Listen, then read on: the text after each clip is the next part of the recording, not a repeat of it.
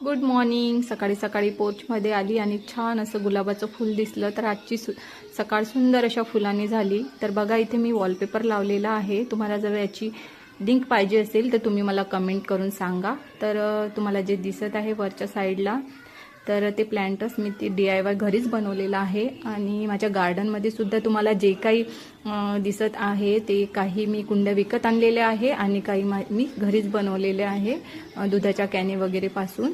तर त्यानंतर मग छान असं भेल बनवून घेतली गव्हाच्या मुरमुऱ्याची आणि माझ्याकडे कणसं होते तर त्याचे दाणे काढून मग मी ते दाणे भाजले. त्यानंतर बघा आज मला गाईच्या जे चिक निघतो, माझ्याकडे गाईला एक बच्चा झालेला होता तर तो चिक निघतो त्याचंच आज तुम्ही कधी खाल्लेला असेल नसेल मला माहिती नाही, पण ज्यांनी कधी खाल्लेला नसेल त्यांच्यासाठी ही रेसिपी आहे. तर बघा आता कशी बनवते.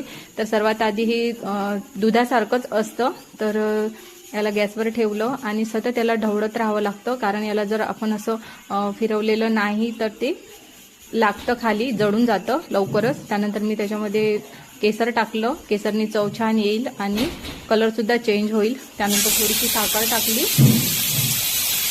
साखर टाकल्यानंतर आणखी ते थोडंसं फिरवून घेतलं आणि साखर थोडीशी जास्त टाकली, कारण ते एकदम कलाकंदसारखी त्याची टेस्ट येते आणि दिसायला सुद्धा कलाकंदसारखंच असतं.